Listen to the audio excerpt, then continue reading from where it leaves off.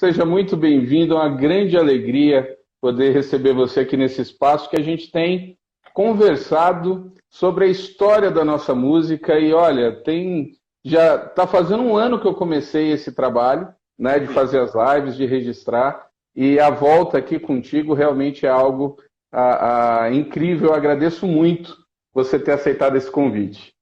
Eu que agradeço o teu convite e a oportunidade de estar aí conversando. Minha alegria. Já, já tem muita gente bacana aqui assistindo. Ó. O Aristeu Pires está aqui te mandando um abraço. Grande Esteu, Aristeu. A Suzy aqui também da turma de vencedores. E a turma está entrando aqui. É muita gente que vai acompanhar. Daqui a pouco o Nelson Bomilcar deve aparecer aqui também. Ele sempre dá uma entradinha assim. É uma figura.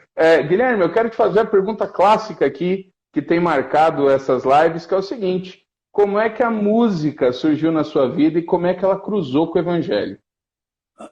bom, a música na minha vida surgiu junto com o evangelho. Eu nasci numa família evangélica, então vamos dizer assim, o meu primeiro contato, não sei se o primeiro contato primeiro, mas assim, o meu contato mais marcante com a música foi meus pais me levando para a igreja, aprendendo os hinos, cantando no coral infantil, participando de eventos que a igreja promovia.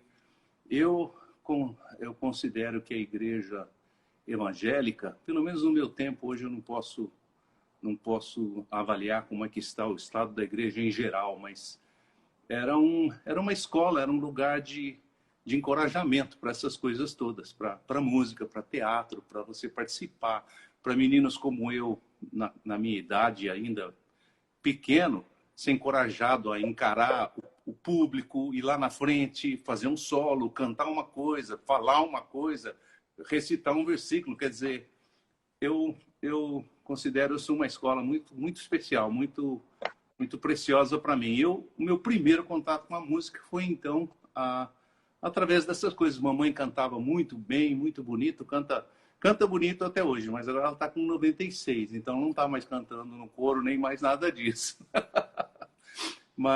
E papai também cantava, minha tia era regente do coral, então tinha muitas coisas, muitas influências na minha vida que me puxaram para esse lado e eu curtia. Em casa, o papai curtia música clássica, então eu ouvia Beethoven, ouvia Bach, ouvia Mozart, gostava muito, achava muito bonito, mas era instrumental, não tinha.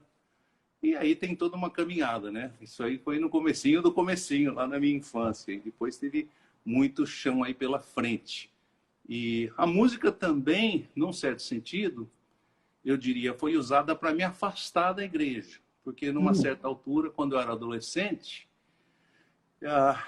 começou essa grande revolução cultural que a gente chama no mundo, com o surgimento de uma música diferente, de uma música nova. No Brasil, a música popular brasileira, a Tropicália e outros movimentos. No resto do mundo, os Beatles, os Rolling Stones, o rock and roll, quer dizer, o Elvis Presley. Quer dizer, tudo isso foi mudando a configuração da música popular. Em vez de você ouvir Frank Sinatra, de repente era uma outra música que a moçada queria ouvir. E eu fui adolescente nessa época dos Beatles e dos Rolling Stones. Então, fui grandemente influenciado por essa levada do rock, não só da música, que era uma música, uma certa contestação, mas das próprias letras, que eram letras assim de rebeldia, de dizer assim, olha, meu pai não sabe nada, nós, essa nova geração, nós é que sabemos, nós é que vamos acontecer, nós é que vamos transformar o mundo e tudo isso. E eu me iludi com aquela conversa, também porque eu não via muito desejo pelo menos no contexto em que eu estava, a igreja parecia meio que engessada naquela música de muitos anos. Músicas traduzidas, não tinha nada contra a música traduzida, eram músicas bonitas, mas com letras e com poesias bem feitas, mas sem se contextualizar, sem levar em conta que tinha uma multidão de jovens, eu inclusive, que amavam os Beatles e os Rolling Stones, como dizia a música. Boa. Então, Nesse tempo, Guilherme, assim, uma ou duas canções que cantavam na igreja que você gostava de ouvir, já agora dentro do ambiente da igreja mesmo, hinos congregacionais da época? Olha, eu gostava de muitos hinos, mas eu gostava, o meu hino predileto, que é muito interessante, porque quando o papai estava vivo ainda, e eu já estava, tem um pedaço longo aí que eu não sei se eu vou contar hoje, mas de um afastamento, de eu afastar da família, afastar da igreja, afastar de Deus, e depois voltar. E nesse retorno, a minha relação com meu pai, que era complicada, assim, era meio fria, né? Não era carinhosa. Papai sempre foi... Mamãe é muito carinhosa, papai era mais, entendeu? Mais chega para lá, assim, carinhoso do jeito dele, provedor, mas não de Uhum. abraçar, não de chegar junto.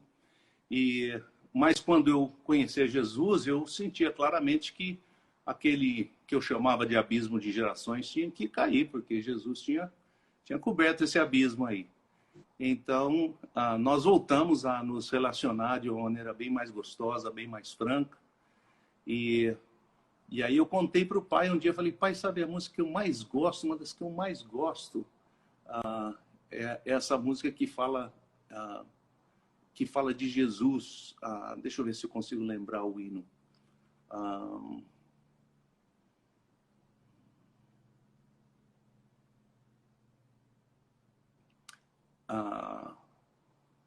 Não é Formoso Cristo. Eu estou com Formoso Cristo na cabeça e não está querendo deixar vir o outro.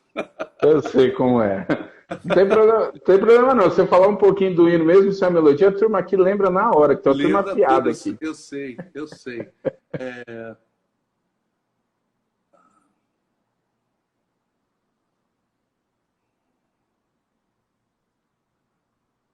Bom, deixa pra lá. Daqui Tudo a pouco bem. eu lembro. Se eu lembrar, eu Tá. te falo. Tá Mas esse é o hino joia. que eu gostava. Eu gostava dos hinos também, mais assim, de Castelo Forte, eu gostava um pouco, mas, por exemplo, Deus dos Antigos era um hino que eu gostava. Eu achava que a igreja... E tinha alguns hinos que eu achava muito estranhos, porque a letra era muito sofisticada. E quando eu aprendi, eu era pequeno ainda, talvez nem escolado ainda, nem na escola. E eu achava assim, por exemplo, a música, eu sempre falava com a minha irmã, hoje vamos cantar aquela música do seu Davi Vargas, qual que era? Se Davi das vagas, procelosas são. Eu não entendia nenhuma palavra, nem se Davi das vagas, procelosas são, não entendia nada. Não sabia se era alguma coisa de porcelana, se era o seu Davi das Vargas que tinha falado alguma coisa. Então, eu achava engraçado, porque eu ia para igrejas pequenas, papai era presbítero, e ele era, vamos dizer assim, ajudava a montar congregações novas em cidades pequenas. Então, a gente ia para essas igrejinhas de lugar muito pobre, muito humilde, muito simples. E aí o pessoal cantava essas músicas, que com certeza eles não entendiam a letra também. Mas eu ficava lá no meio e falava, gente, que músicas, que complicação, o que será que quer dizer isso? Não falava o meu coração, entendeu? Então, isso tudo, num certo sentido, me afastou vamos dizer assim, se você chegava para ouvir o Beatles, era uma coisa simples até demais, né? Uhum. She loves you, yeah, yeah, yeah. E tá bom. É verdade. Então, é isso. Ela te ama, fica feliz, né? Tipo assim. E eu lembro que eu falava para minha mãe que a minha mãe me via ouvindo no rádio essas canções, e ela falava, filho, mas que música é essa? Essa música não tem nada, não tem letra. Olha essa letra esquisita. She loves you, yeah, yeah, yeah. Não fala mais nada, não é? E essa melodia, é só repetindo, repetindo, repetindo, e tal, tal, tal. E eu falava, não, mãe, isso aí que é música. E a gente tinha esse conflito. Enfim, eu acabei me afastando por conta disso. Sei lá, época de adolescência também, querendo encontrar sua identidade, querendo realmente entender quem eu era, o que eu queria. Então, eu queria as festas, eu queria me divertir como todo adolescente, eu queria sair fora. Daí acabei entrando nessa vida, daí eu não ia mais para a igreja. Então, foi um tempo assim ruim. Que ruim no sentido que me afastou muito de coisas que eu, hoje pensando, me faziam bem, né? E me aproximaram de outras que foram negativas para mim, né? Tanto companhias como escolhas de vida que não foram as melhores, né?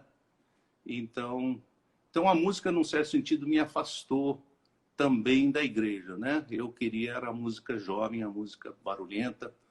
E depois, quando o Vencedores por Cristo apareceu, eu pela primeira vez percebi, ou pelo menos vi num grupo musical, uma conciliação dessas coisas. Quer dizer, a linguagem musical era mais moderna, eram baladas, não eram rock and roll para valer, mas eram baladas bonitas, pareciam as baladas que você ouvia no rádio, só que a letra era o evangelho, era a letra que eu já conhecia, que eu já sabia qual era, né? Então, aquilo me fez acordar, assim, eu falei, puxa, isso daí é bonito, isso aí é bacana, e me fez, vamos dizer assim, dar ouvidos de novo àquela mesma mensagem que eu já tinha conhecido antes, mas que tinha deixado para trás, deixado de lado, né? Então, através desse acordar, desse despertar que Vencedores criou, eu acabei voltando para Deus. Eu fui para um acampamento, tal, uma história bem comum. A Sandra, que hoje é minha esposa, me convidou para ir para um acampamento. Eu tinha 18 anos. Eu fui porque era carnaval e eu não queria. Eu estava cansado de ir de uma festa para outra, encher a cara, ficar bêbado, entendeu, passado, e depois pensar, eu só vou ser feliz de novo na outro fim de semana. E eu falei, não é possível que a vida seja isso. Não é possível, a vida não pode ser só isso. E então, quando ela convidou para um acampamento, era um acampamento batista, e eu era presbiteriano, que é assim, um pouco mais liberal. O batista era um jogo duro. Eu falei, já sei como é que vai ser esse acampamento. Olha, é Deus, o diabo, o céu, o inferno, você escolhe aí, vê o que você quer da sua vida. E eu acabei indo. E foi uma coisa boa, porque pela primeira vez eu entendi a graça de Deus, porque eu sempre entendi até então que você se tornar cristão era você se encaixar num certo esquema social. É quase como uma camisa de força. Você faz isso, não faz aquilo, não vai mais no baile, não vai mais dançar, não vai mais fumar, não vai mais beber, não faz um monte de coisa, não sabia muitas coisas que era para fazer, né? Não tinha muita coisa positiva para dizer, olha, o que você faz é isso aqui, né? Mas eu tinha tentado algumas vezes mudar a minha própria vida pela minha força.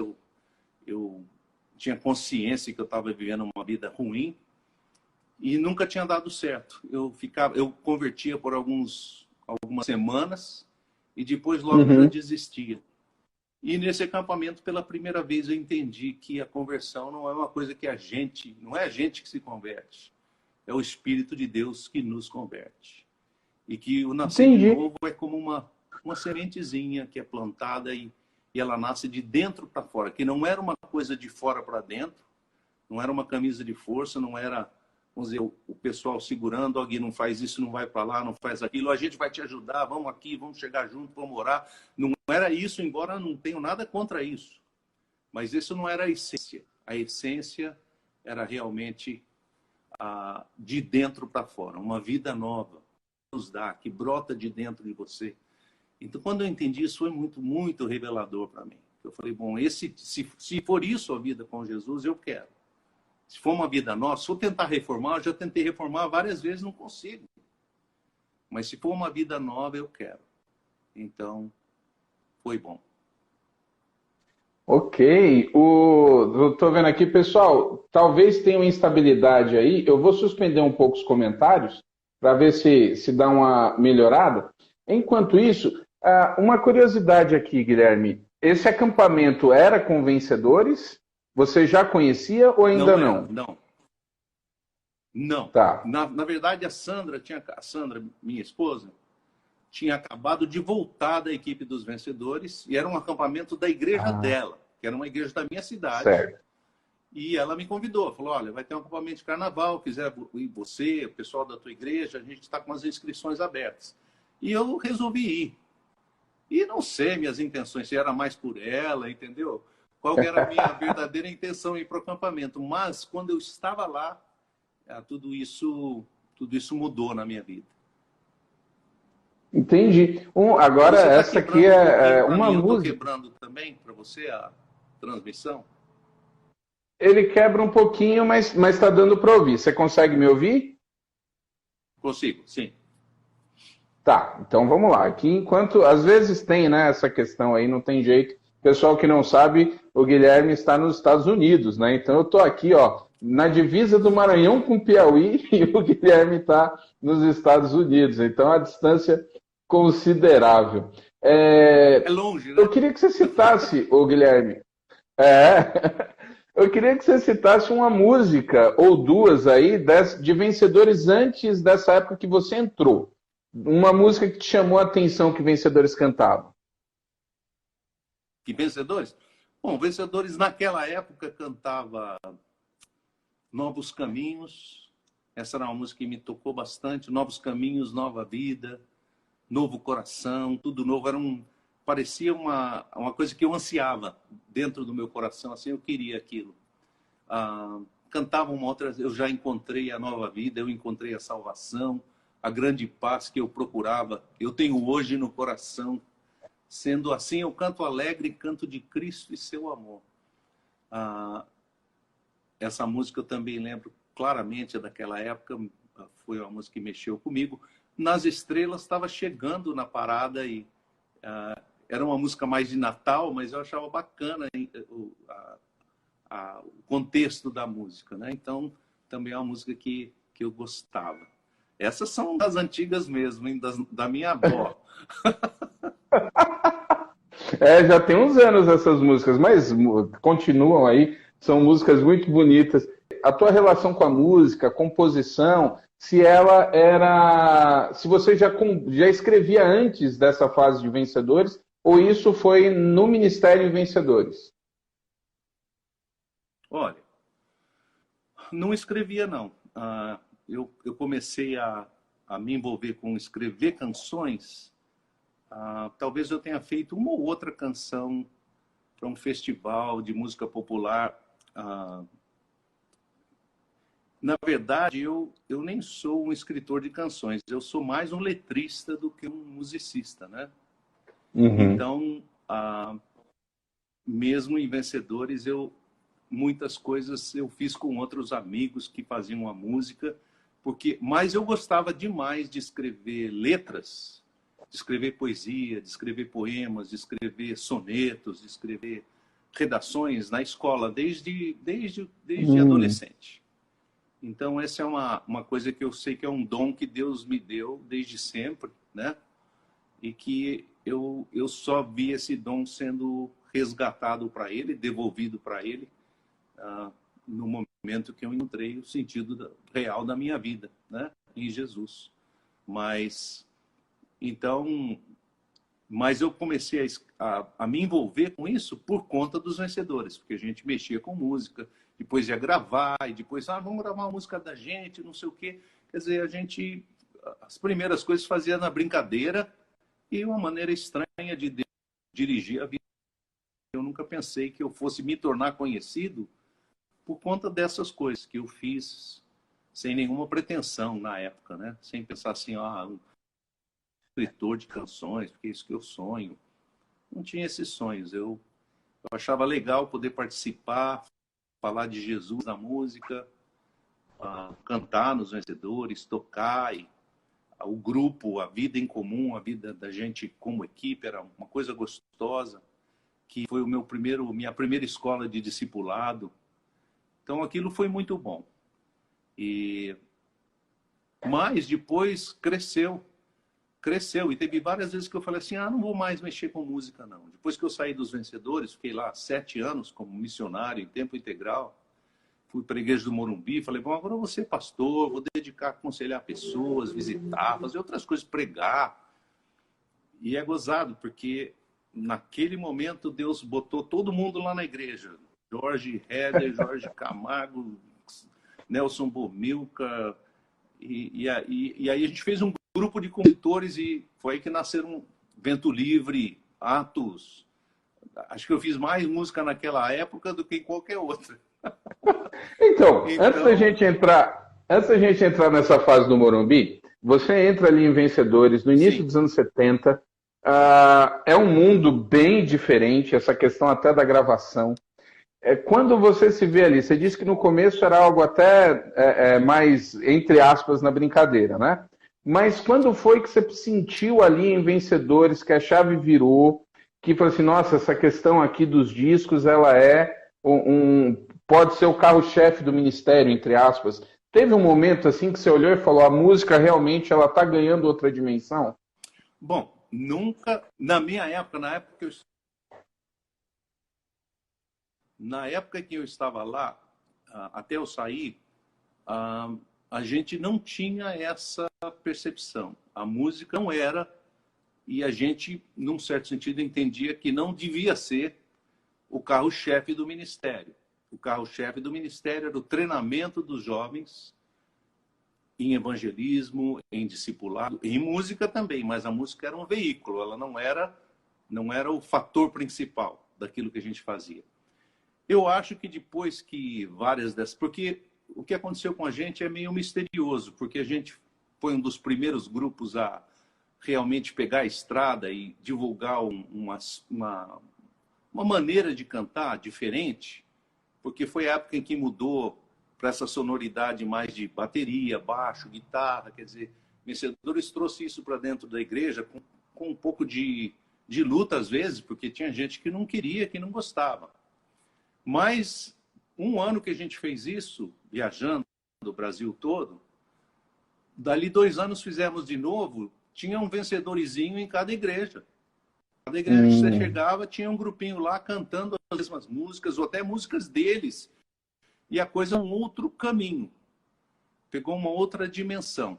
E depois de um certo tempo, por causa de ter gravado aquelas coisas, ficar registrado, as pessoas convidavam vencedores com uma certa expectativa sonora no coração, entendeu? Você convidava vencedor, chegava lá, não cantava aquelas músicas, eles não queriam, eles queriam. E aí que eu acho que foi uma mudança não planejada, não foi que, não, nós um dia decidimos que agora vai ser música. Eu sei que, eventualmente, Vencedores se tornou isso. Eles fizeram uma equipe como existe hoje, uma equipe em tempo integral, para só fazer canções, só para levar a música e encorajamento para as igrejas e tudo, mas a dimensão do discipulado e do treinamento, que era o foco do ministério, que eu herdei e que eu adotei também, no tempo que eu estive lá, isso que a gente queria fazer, não desprezando a música, porque também no tempo que eu estive lá, nós fomos fazer música brasileira, fizemos o De Vento em Popa, porque muita coisa era traduzida, e a gente falou, não, mas tem tanta coisa bonita aqui, o Sérgio Pimenta está aqui, o Aristeu está aqui, por que nós não vamos fazer a nossa música? E foi uma encrenca para mim, porque fiz essa escolha aí, e foi uma escolha boa no sentido de pioneirismo, né? Foi bom, nós conseguimos abrir uma... Até hoje, muita gente acha que o De Vento em Popa foi um divisor de águas nessa coisa da música. Olha só, por falar nisso, ó, Nelson Bomilcar, eu estou imaginando ele e o Aristeu aqui nos trocadilhos. Ainda bem que eu não vou conseguir ler tudo, porque pense numa dupla boa de trocadilho aqui. O negócio aqui vai ficar sério. Olha aqui, ele foi líder da minha equipe 77. Olha o Aristeu entregando as datas aqui. Não é? Oh, já comentaram comigo, você está com o violão aí perto? Só com o violão perto, mas não sei tocar nada. Ah, nadinha, com certeza. Enquanto a turma tá voltando aqui, porque já tinha gente me mandando mensagem no privado aqui, já zangado. Como é que você conversa com ele e não deixa ele cantar? Turma é nervosa, rapaz, às vezes. Tá aqui, ó, o pessoal chegando. Olha só, e eu vou vendo aqui, aproveitando para ver. A turma que está chegando. Muito bem. Olha, fica à vontade, enquanto a turma está chegando aí, para tocar um trecho de uma música, o que você quiser. Como é que tá a luz aí? Tá melhor do que na outra parte, que a outra. Isso. Tá bom. Entendi. Legal.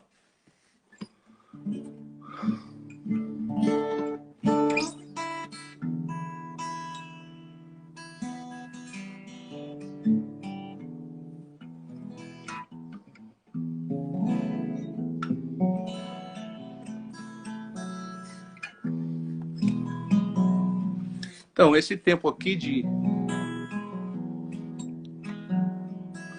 esses últimos anos, né? Não tenho feito muita coisa, não. Quer dizer, não estava fazendo muita coisa. Fiz a música das filhas quando se casaram. E esse ano passado, conheci um rapazinho brasileiro, ele estava na casa da minha filha. Tinha uma reunião de oração lá. E ele estava fazendo louvor, ajudando. Era uma reunião de senhoras, eu estava lá só de alegre. E ele também como tecladista, né? Mas depois que eles acabaram de cantar, eles oraram, ele continuou tocando uns acordes, e eu ouvi os acordes assim, e de repente comecei a ter umas intuições de melodia e coisa assim. E fazia muito tempo que eu nem sentia essas coisas assim. E aí eu falei, puxa, eu podia conversar com ele e perguntar se ele já pensou em fazer música, ou fazer música junto, ou compor junto. Mas ele tem 30 anos, ele fez a semana passada. E eu tô para 68 esse ano. Então, eu achei que era um pulo, assim, era o abismo das gerações, era essa realidade aí. Então, eu fiquei meio encabulado, meio de fazer isso.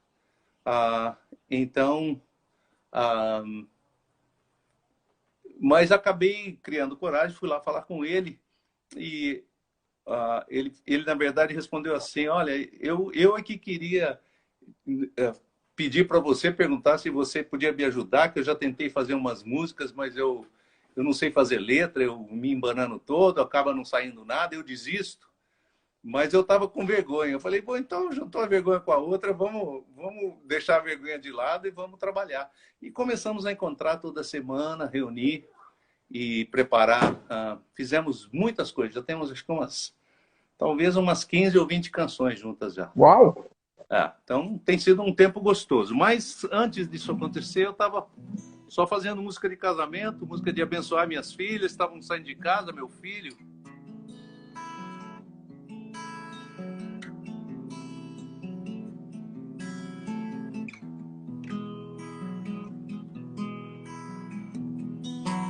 O Senhor os abençoe, o Senhor os guarde, o Senhor olhe bem para vocês e abra um sorriso.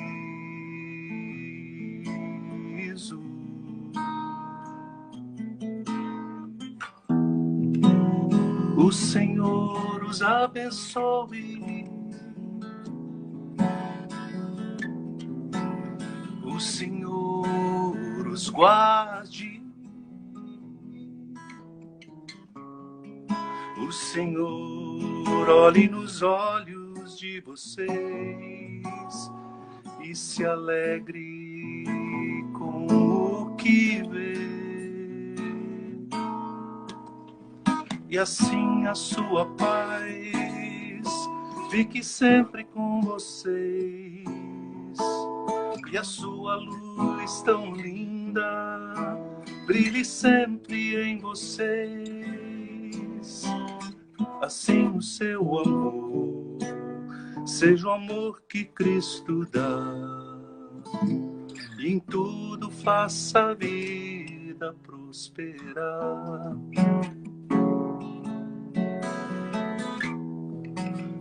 O Senhor os abençoe,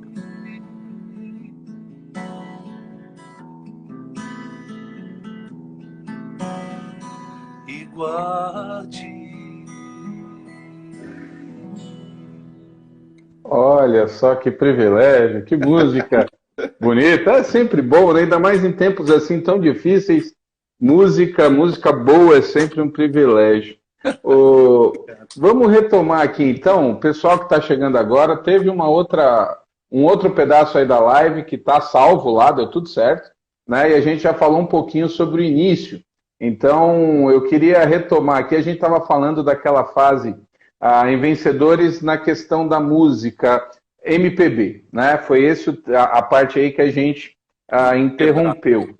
Isso. Tem uma sequência, Guilherme, muito bacana, assim, de lançamentos de vencedores muito intensa, no fim dos anos 70 para o começo dos anos 80, que Sim. tem lá o início da série Louvor, né? Se eu não me engano, até separei aqui, é o Louvor 1, De Vento em Popa, Louvor 2 e Tanto Amor. Esses quatro aqui. É interessante ver como tinha essa preocupação com louvor de igreja e as músicas nessa linha mais brasileira. A gente já falou muito, eu fiz live com Aristeu, com Nelson Bomilcar, com Gerson Ortega, com a turma que trabalhou bastante ali no De Vento em Popa, e eu nunca falei muito sobre o Tanto Amor. Eu queria aí, assim, anos 80, início dos anos 80, o De Vento em Popa foi polêmico, vocês vão pro Louvor 2, que são músicas bem de igreja mesmo. Eu lembro que a congregação que eu cresci, ela cantava da primeira música do lado A à última música do lado B, cantava todas. Então aquilo foi algo muito forte dentro das igrejas. E o Tanto Amor retoma essa questão da MPB. Como é que foi esse período e como é que você enxergava o que estava acontecendo na música da igreja naquela época? Ah, olha, eu diria assim, eu acho que eram as duas vertentes. Havia dois intentos, eu acho. Voltando àquela ideia de que o projeto de vencedores era o treinamento dos jovens, o treinamento era em dois sentidos. Número um, é de você ser um discípulo de Jesus, aprender a ser um discípulo, aprender a compartilhar a sua fé, aprender princípios sobre a vida cristã que você possa usar e possa, vamos dizer, ser um fundamento para a sua vida. Esse era o primeiro intento. O segundo era você aprender a repartir a sua fé. Não era a fé ficar presa dentro de você, não era uma coisa só para a igreja, só para a gente mesmo, só para a gente um bater no ombro do outro e dizer, tá vendo como a gente está gordinho agora, fortinho e bem afiado aqui no nosso discipulado? Não. Nosso discipulado tem um interesse, que é alcançar o que está fora, né? Então, esse propósito evangelístico sempre foi muito forte na missão, desde o tempo de Nas Estrelas e outras canções que eram baladas, mas com um propósito evangelístico. Você vê na letra que ela não é um propósito tanto de adoração, como, por exemplo, o Louvor 1, primeiro lá do violão azul, né? Aquele lá era um propósito mais de adoração. Mas essas duas coisas eram da essência do que a gente queria fazer como missão e como pessoas. Então, você viu essas duas coisas. Coincidiu, nesses anos que você está falando, eram os anos que eu estava lá. Então, eu estava envolvido em todos esses projetos, em todas essas gravações, na produção de todas essas coisas, na escolha das músicas, na escolha do repertório, na escolha das pessoas que iam participar na gravação e tudo mais. Então, o De Vento em Popa era minha responsabilidade. O Jaime Kemp falou, olha, você quer fazer isso aí? Porque ele não queria, na verdade. Olha aí. Então vai e faz, tipo assim. E ele, vamos dizer assim, do ponto de vista da preocupação dele, que era financeira e de recursos para a missão e tudo mais, eu acho que ele tinha certa razão. Não estou criticando aqui dizer... O que ele não conseguia entender é que aquilo era uma coisa que era quase um ponto de honra para a gente. A gente quer fazer porque é o nosso. Então tem que acontecer, né? E depois fizemos o Louvor 2, que eu lembro direitinho desse que você está falando, que eram só canções que a gente... Canções já brasileiras. Você vê que depois do De Vento em Popa, não houve retrocesso. Nunca mais Vencedores só fez canções traduzidas. Dali para frente, vamos dizer, 90% das canções seriam de autores brasileiros. Podiam não ser brasileiríssimas, tipo assim, bossa nova, com cara de Brasil, mas eram de autores brasileiros, né? E depois, por exemplo, no próprio De Vento em Popa tem aquela música Sinceramente, que é do Arthur Mendes, que é brasileiro, que é amigo da gente. Eu fiz live com ele. Ela não é uma música brasileira, ela é uma balada bem gringa, mas ela é bonita e ela é feita por um brasileiro. Então, dali para frente, eu acho que Vencedores pegou esse caminho. O Louvor 2 já foi assim, e todos os louvores depois do 2, 3, 4, 5, 6, nem sei qual número está hoje, né? E depois fizemos o Tanto Amor, que era uma... Tanto Amor era tipo uma continuação do De Vento em Popa, né? E só que com mais, não sei se mais coisa do Pimenta, não sei. Enfim, era também de a gente, vamos dizer assim, aproveitar essas músicas bonitas que estavam nascendo. Quando a Glória, por exemplo, que nós gravamos Lindo. Tanto Amor, foi uma música que nasceu nesse tempo, que a gente fazia encontrões no Colégio Batista e na igreja da Liberdade, Batista da Liberdade em São Paulo, que cediam o lugar, o templo, para a gente fazer os encontrões lá no sábado.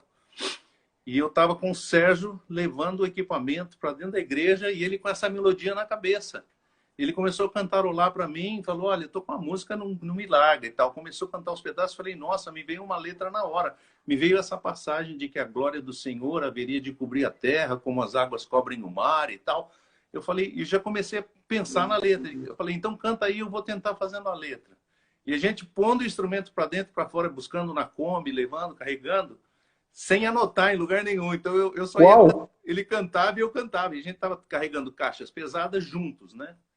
E depois que a gente acabou de colocar os instrumentos, eu corri pegar um papel, anotar o que eu já tinha pensado ali.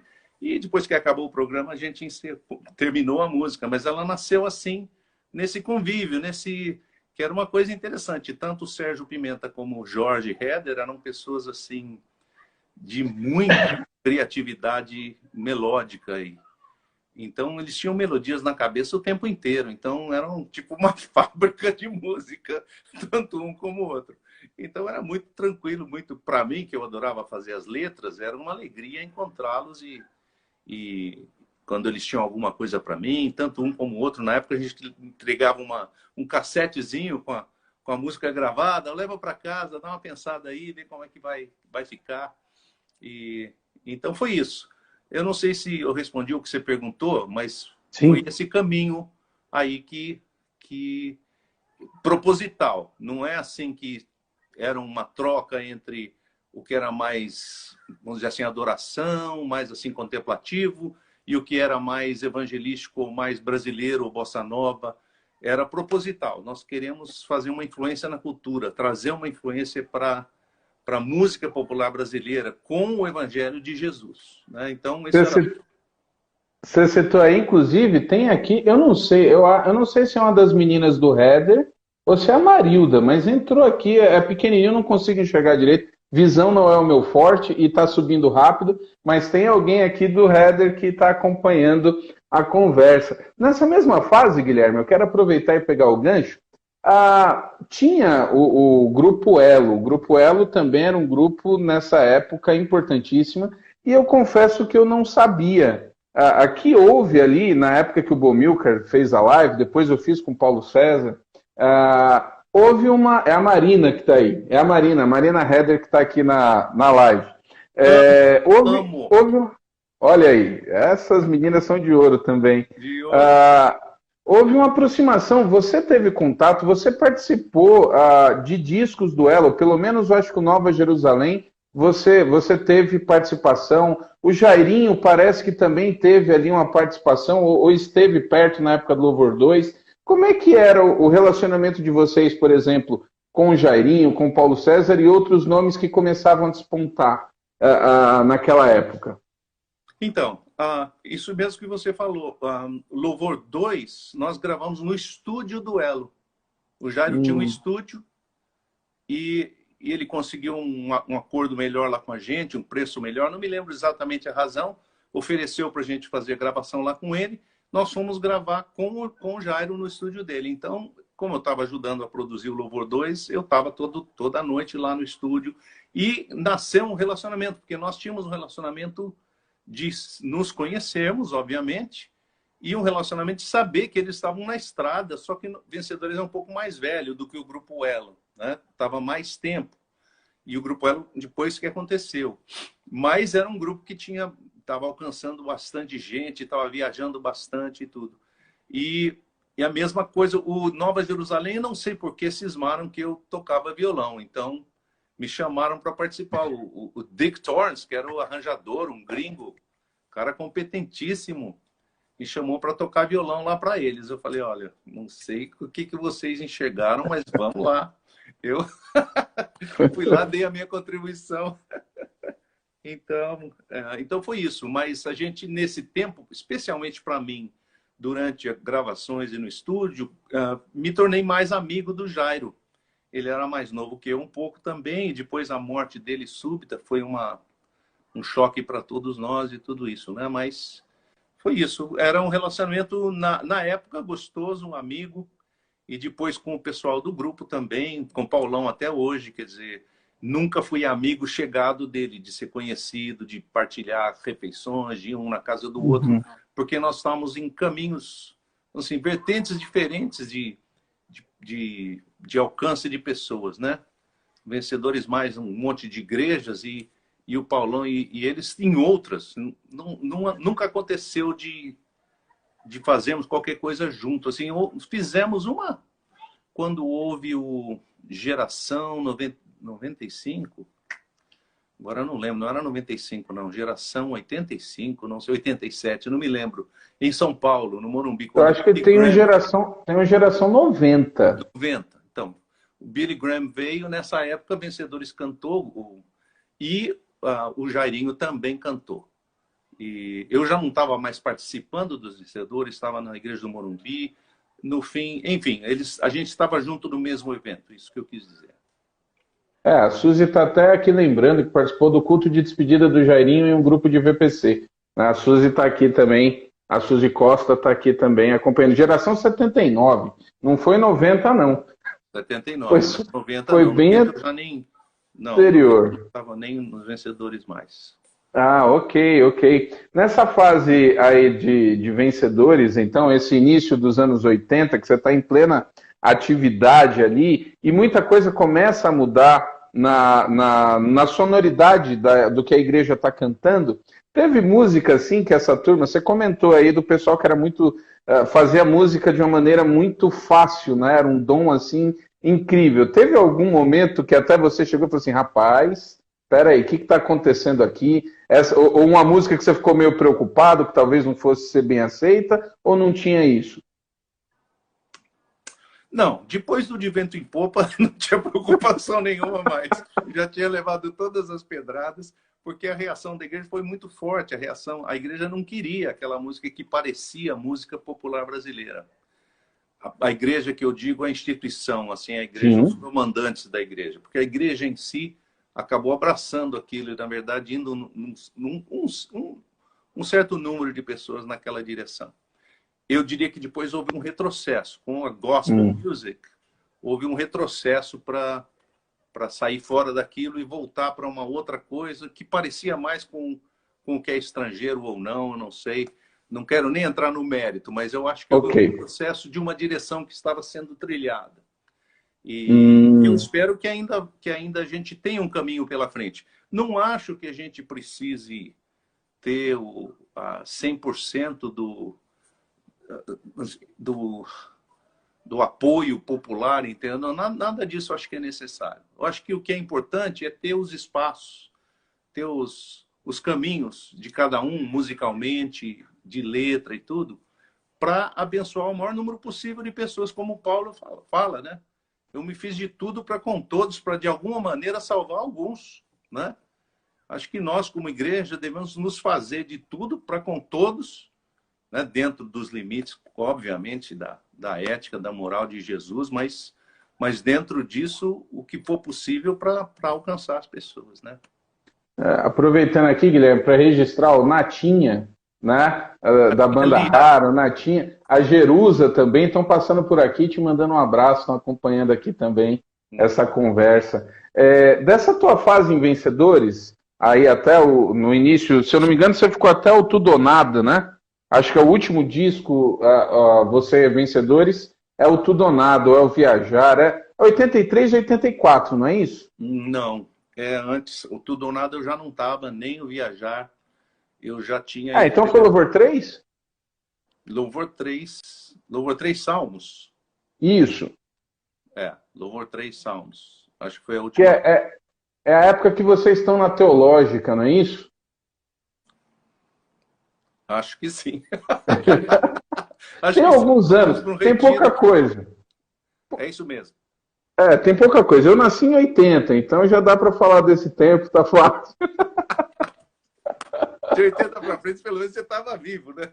Exatamente, eu já tenho como falar. Mas essa tua fase em Vencedores, porque daqui a gente vai entrar e falar um pouquinho sobre o Morumbi também, mas eu queria que você destacasse desse teu tempo em Vencedores, umas duas músicas ou três assim, que você considera um marco ali daquela época, que realmente te emociona ter feito, visto a igreja cantar. Como é que era essa relação quando vocês percebiam que a igreja estava cantando? Porque Sim. Vencedores, nessa fase, ele alimenta profundamente o louvor congregacional das igrejas, né? Sobretudo as igrejas daquela linha mais tradicional histórica, elas cantavam muito Vencedores. Como é que era, assim, o que músicas que você destacaria dessa fase? Certo. Então, eu diria assim, para mim foi uma surpresa Mente e Coração, que foi uma canção que eu fiz. Eu não faço muita música, mas essa eu fiz música e letra, né? E ver como que houve uma reação tão forte. Eu nem sei como que nós incluímos ela no, naquele primeiro, acho que o Mente e A Louvor Coração 1? foi no Louvor ou no Se Eu Fosse Contar? Acho que foi no Se Eu Fosse Contar. E, e porque a gente cantava de vez em quando, como grupo, mas ela nem fazia parte do repertório oficial do grupo, vamos dizer assim. E depois, na hora de gravar lá, estava faltando música, vamos fazer aquela, vamos, ensaiamos um pouquinho, todo mundo achou que ficou bonito, gravamos. E eu vejo assim, hoje, porque eu tenho recebido tanto retorno de pessoas que foram abençoadas em momentos mais diferentes, pessoas da sua idade, de 80, dos anos 90, entendeu? Outro dia um senhor me falou assim, olha, minha filha não dorme se eu não puser essas músicas aqui do Melhor de Guilherme para ela ouvir. Eu falei, que idade tem sua filha? Tem 7 anos. Eu falei, 7 anos? Entendeu? Eu tenho 67, né? Então, eu falei, poxa, eu tenho 60 anos a mais do que a menina. No fim, ele acabou levando ela num programa que eu estava lá, num evento no Rio de Janeiro, para ela me conhecer, um doce de criança. E, enfim, eu fico assim emocionado de ver como Deus usou essas canções, no meu caso, a minha própria vida. Uma música que marcou para mim naquela época bastante, desse tempo de Vencedores, foi o Quando a Glória, que eu gostava muito, né? E, e a música da minha irmã, que também na época tinha 14 anos, Consagração, seja o meu Ah, canto para sempre, só para te louvar. Então, que eu levei para o pessoal também para ouvir, eles amaram. Não, vamos cantar. Daí fazia um quartetinho de meninas, a gente tocava o violão, elas cantavam. Era muito bonito. E essas coisas foram, vamos dizer, ser parte da minha jornada, né? De ver Deus usar os nossos dons, assim que eu vejo. Assim, a gente oferecer o nosso pão e peixe e dizer, olha, eu sei que não vai dar para essa multidão aí, mas tá aqui, né? E aí Deus faz o milagre. Ele fala, ok, quem multiplica sou eu. Você só entrega, deixa o resto verdade. comigo. Você comentou sobre a glória do Senhor. É a música que abre o Tanto Amor, né? Tanto amor. É a primeira música. Eu já falei aqui, o pessoal comenta muito e coloca com toda a justiça o De Vento em Popa como um divisor, porque mas o meu disco é o Tanto Amor. Eu acho que a abertura dos discos de Vencedores é a abertura mais bonita, assim, o jeito que a música abre, é um negócio assim fantástico, é lindo, lindo, lindo, e realmente essa música é impressionante. A gente escuta hoje, assim, é um negócio. A música tem aquela questão, uns falam, não, tal música envelheceu, outra não envelheceu. Você escuta hoje, tem o mesmo impacto, aquela abertura é maravilhosa, aquele arranjo e tudo. A música, a melodia dela é de quem? Do Pimenta. Do Pimenta, né? Que você É essa contou que a nós história agora. fizemos juntos aí, levando os equipamentos para dentro da igreja lá. Que Essa aí. incrível! Nossa, e aí você, eu até estava lendo uns textos e o pessoal comentando que você já tinha um. Acho que você, quando saiu de Vencedores, você já tinha todos os seus filhos, já tinha tido. Você tem 4, não é isso? 4. Não, na Isso. verdade, quando nasceu a Raquel, que era a filha número 3, ah, foi que a gente pensou, porque a gente tentava, Vencedores exigia muitas viagens, né? 3 meses em julho, a gente tinha que dedicar 3 meses a todo sábado, todo fim de semana estar com a equipe em treinamento, um mês inteiro viajando, depois o outro mês de agosto inteirinho visitando as igrejas no sábado e no domingo do pessoal que participou. E eu tentei, junto com a Sandra, todos os esquemas possíveis, levar a criançada, ir junto, deixar em casa, deixar com a minha sogra, deixar a Sandra e as crianças na minha sogra. E, no fim, a gente achou que estava pesando demais, tanto para ela como para a família. Quer dizer, minha sogra era muito querida, ainda é, e não reclamava de nada, mas era um peso para ela ter que segurar aquilo. E a gente pensou que era hora da gente diminuir aquele ministério itinerante assim tão forte, para mim, né? Uhum. E foi quando aconteceu o convite para eu ir para o Morumbi e juntou a fome com a vontade de comer. Então eu falei, bom, então vamos para uma igreja, né? Eu tinha feito faculdade teológica e tudo, mesmo quando eu fiz, eu pensava assim, eu não preciso de faculdade teológica, Vencedores não precisa disso, não preciso ser pastor, eu sou missionário, eu quero continuar fazendo isso aí, música, cantando e tal. Mas aí, quando essas coisas aconteceram, eu falei, bom, Deus sabia de todas as coisas e ele já deu o recurso para a gente poder ser chamado para isso nessa hora, né? Então, entrando nessa questão do Morumbi, vou te fazer uma pergunta que eu acho que a resposta deve ser muito fácil para você. Quem você consideraria mais visionário, Jaime Kemp ou Ari Veloso? Olha, na verdade, são visões diferentes. Como plantador de igreja, obviamente é o Ari. Mas como inovador e eu diria assim, apaixonado pela juventude, é o Jaime. O Jaime tem uma paixão assim evidente, né? Com todos os defeitos dele, tadinho, né? Quem não os tem. Mas assim, ele ama o Brasil, ele ama os brasileiros, e ele queria ver alguma coisa acontecer que trouxesse um envio. Creio que Deus usou a vida dele.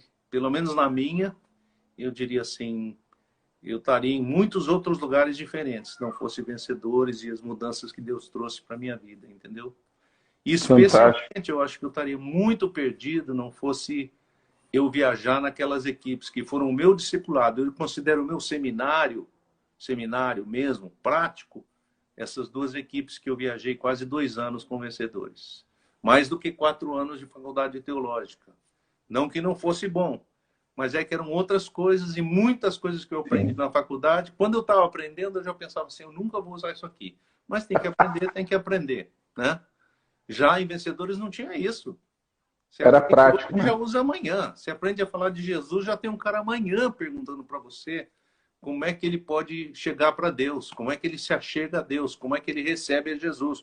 Poxa, para mim foi uma bênção saber, aprender a repartir a minha fé, a criar coragem, não ter medo de nada. A gente ia em lugares assim que o pessoal era meio hostil.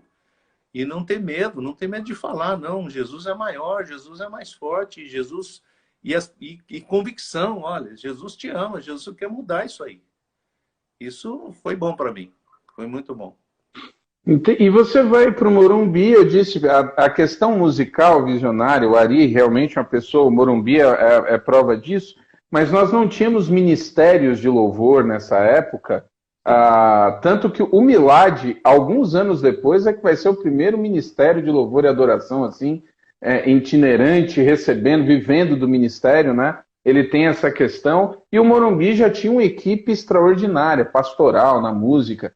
E esses anos que você começa ali no Morumbi são responsáveis, o pessoal começou a comentar aqui, por tesouros assim impressionantes de música. A produção musical do Morumbi nesse período, ela é simplesmente maravilhosa. Eu tenho até uma dúvida, aquela música Unidade e Diversidade, ela é de Vencedores ou é do tempo do Morumbi? Não, é da Cantata de Atos. Tá, então é do Morumbi, então tá certo. O pessoal já citou aqui. Como é que foi, então, quando você percebeu, você foi dizendo que ia pastorear e queria se acalmar de viagens. mas a produção musical no Morumbi explode. Como é que foi esse período e como é que você foi formando a equipe? Então, eu estava na igreja, eu era pastor de música e pastor de missões. Então, para mim, entendeu? Juntou tudo que eu já tinha aprendido, crescido e sido treinado lá em Vencedores, né? Adoração de um lado, evangelização do outro, né? Missões e adoração. Por isso que o trabalho lá se chamou justamente Missões e Adoração, né? Então, eu fui... Na verdade, eu não tinha planos de continuar fazendo música. Eu tinha um sentimento assim, eu já fiz bastante música, eu já gravei pra caramba. Na época, você tinha que ir pro estúdio, passar horas lá, e a gravação não era como hoje, que é totalmente uma outra cara, bem diferente. Você faz em casa, você grava em lugares... É muito mais simples hoje. Então, na época, era muito mais sofisticado e muito mais complexo. Então, então, o que eu fiz? Só um minutinho, só um minutinho. Deixa eu só... Tranquilo. Minhas netinhas estão passando aqui. Sem problema. Live em casa não tem jeito. Pode deixar, pode ficar sossegado. Daqui a pouco eu vou trazê-las aqui para vocês verem, porque é de parar o trânsito. Vem cá com o vovô, vem cá. Olha aí. Depois de 8. Vem, segura aqui. Ó, essa aqui é a Liv, Oi. Olivia, e essa aqui é a Abigail. Abigail! Olha aqui, Abigail, olha aqui, ó, pra cima. Isso! Tá saindo no vídeo? Say hi. Say hi, everybody. Hi! São gringuinhas, viu? Eita! Hi! Eu sou muito batista, Guilherme. Eu não tenho dom de línguas, cara. Não rola inglês, não rola nada aqui. Agora atiçou, agora acabou, meu. Tranquilo. Então, mas o que aconteceu é que eu cheguei lá e esse pessoal todo, na verdade, estava pregando e amava pregar. Pregação expositiva, que era um dos tópicos, uma das coisas fortes do Ari também, que também era uma coisa que eu tinha aprendido na escola, na faculdade teológica, com o Dr. Shed, Dr. Carlos Lackler, e era uma coisa que mexia com o meu coração. Então, quando o pessoal chegou lá, Bomilcar, depois o Heather, que já estava lá na igreja, os dois estavam na igreja, na equipe de louvor da igreja, e depois o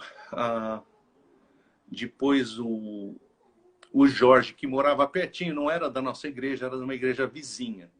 Mas, quando ele soube que a gente estava se encontrando, porque eles falaram, escuta, vamos encontrar, vamos tentar fazer alguma coisa. Apareceu a primeira conferência de missões e o pessoal falou, a gente precisa preparar um inário, alguma coisa para a gente cantar durante a conferência. E aí eu pensei assim, bom, então podemos fazer essas músicas, né? Em vez de pegar um monte de música aí, cada uma de um canto, porque tinha música, muita música de louvor, de adoração e de missões na igreja em geral, né? Era só fazer uma catação que dava certo. Mas nós decidimos fazer todas elas, né? E porque era um pessoal tão criativo, falei, por que a gente não faz isso? A gente encontra toda semana, eu não me lembro, eu penso que era uma quinta-feira, mas não tenho certeza. Na hora do almoço. Então a gente tirava assim das 11h30 até 1h30, né? Umas 2 horas de almoço. E o pessoal vinha e a gente encontrava lá na minha sala. O Jorge, que era dentista e trabalhava pertinho ali, ele fechava o consultório na hora do almoço, deixava o último cliente fechar até 11h e vinha também participar, Jorge Heather.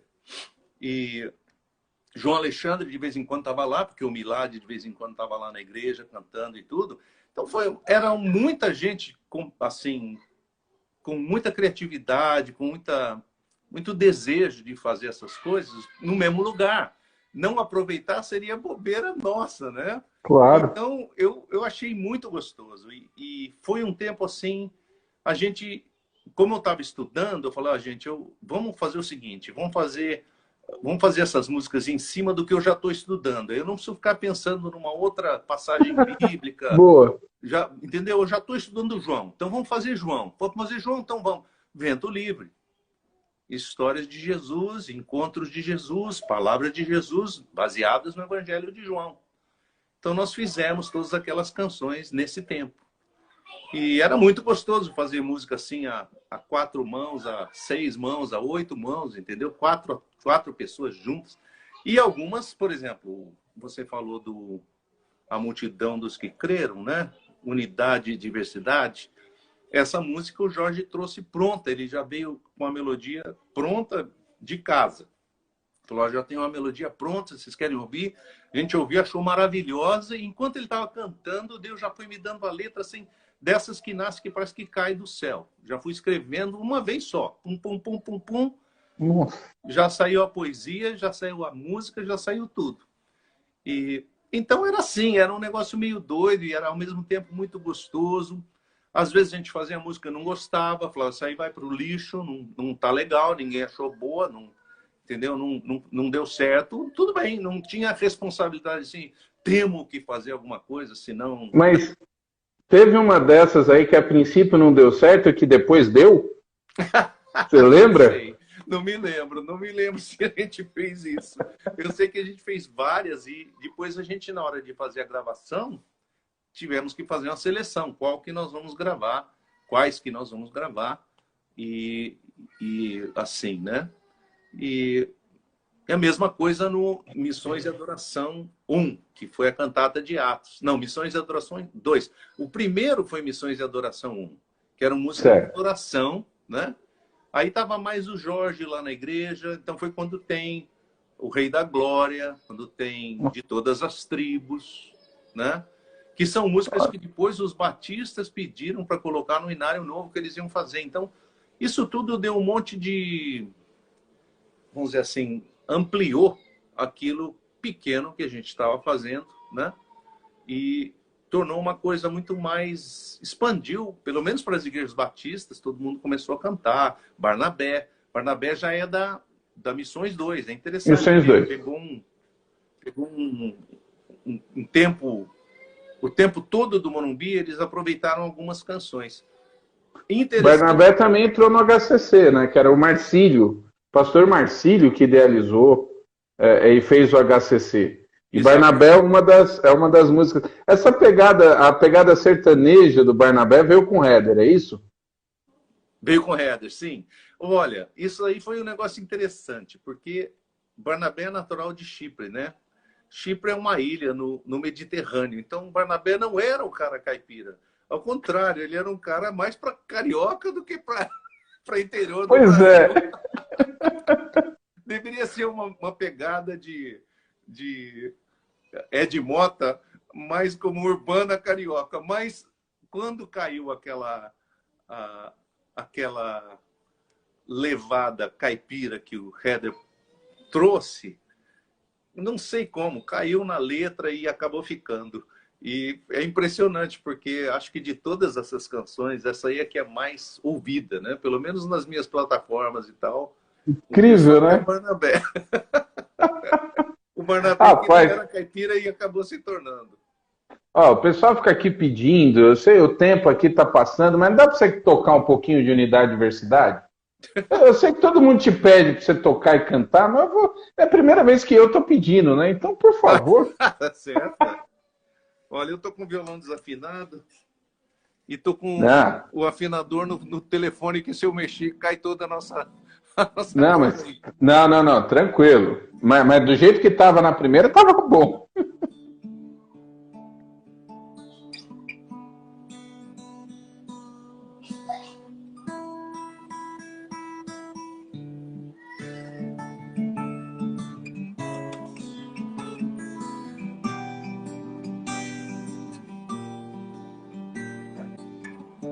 Da multidão dos que creram, era só um coração e a alma uma somente, uma semente.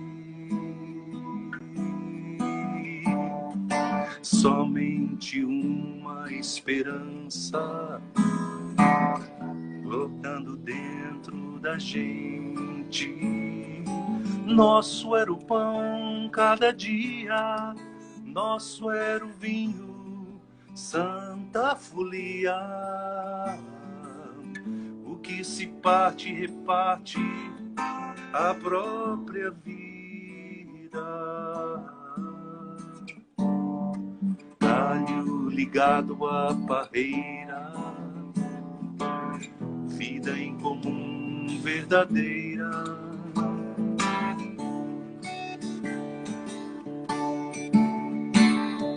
Sempre grande poder, curas, milagres de Deus. Sempre proclamação, Cristo Senhor ressurgiu. Da multidão dos que creram, era só um no coração. E a alma, muita alegria, singela vida.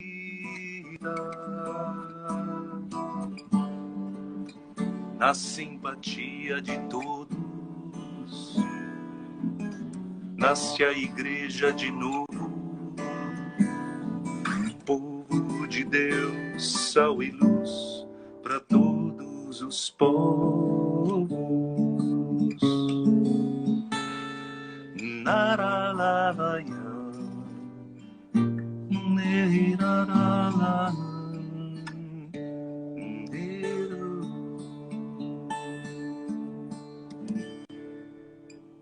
Rapaz, olha, que letra, que letra. Pois é, sou muito grato. O povo tá chorando aqui, o pessoal comentando. Que coisa maravilhosa. É fantástico. Essas músicas, elas tocam o coração, não tem jeito, né? E vendo aqui os comentários, os testemunhos, é muito tempo, né? E a música que permanece. Você comentou aí sobre as músicas que vão sendo espalhadas, inclusive perguntaram aqui, me mandaram mensagem a respeito de uns 2 hinos com o pastor Marcílio. Eu não entendi se foi com o pastor Marcílio ou com outro que não foram gravados. A Sandra Simões até estava falando sobre isso. Tem isso mesmo? Você fez composição com o Marcílio? Fiz. O Marcílio era meu professor de canto lá na Faculdade Teológica. E eu fiz uma canção com ele. Ele não gravou, eu também não. Eu fiz a letra, na verdade. Ele que fez a melodia. Eu não sei se eu fiz uma segunda, não me lembro. Não tenho essa... Eu tenho certeza que nós fizemos uma música juntos. Mas eu não sei se alguém gravou. Acho que não. Né? Porque, na verdade, as que estão no Inário já estavam gravadas, as que eram nossas, né? Desse grupo lá do Morumbi. Uhum. Elas foram gravadas por conta das conferências de missões, porque a gente usava nas conferências. E a do Marcílio, eu não sei se ele tinha um plano para usá-la em alguma coisa e no fim acabou não dando certo, eu não sei. Não sei. Entendi. Aquela música do Jorge, o Rei da Glória, é o Rei da Glória, não é isso? Ela é sua também? Jorge Camargo, é. Mas é de vocês dois ou é só dele? Não, nós dois. A letra a letra é sua. Essa é outra música também que é assim, quando você já tinha a letra e o Jorge, ele também é ótimo, as melodias dele são maravilhosas. Ele já tinha a música pronta, quem que fez primeiro? Ou vocês fizeram realmente juntos no mesmo tempo? Eu não lembro. Essa eu não lembro. Eu não tenho assim, não tenho registro na minha mente como é que foi feita. Talvez ele saiba, eu não lembro. Coisas que me marcaram, por exemplo, uma vez nós estávamos numa igreja, a Igreja Batista Central, em Fortaleza, uma igreja enorme, e eles estavam num culto muito grande, e o Jorge estava participando da semana lá, de alguma coisa de missões, e eu estava num outro evento lá, e no domingo eu pude ir lá, eu fui lá para assistir, e o Jorge me chamou, e nós cantamos essa música lá, mas o pessoal cantava, mas com tanta força. E era um negócio uma adoração tão grande que eu fiquei... Mesma coisa o Multidão dos que Creram, Unidade e Diversidade, quando nós cantamos pela primeira vez no Morumbi, nós cantamos na conferência missionária. A primeira vez o pessoal achou um pouco difícil e não cantou com força. Quando terminou a conferência no domingo à noite, a igreja estava cantando com uma força. E você estava falando de chorar, eu comecei a chorar. Eu falei, nossa, que coisa, que coisa. E eu pedi a Deus, falei, Senhor, eu quero viver, porque essa música foi feita porque eu sentia que a igreja do Morumbi, naquela época, estava vivendo um avivamento.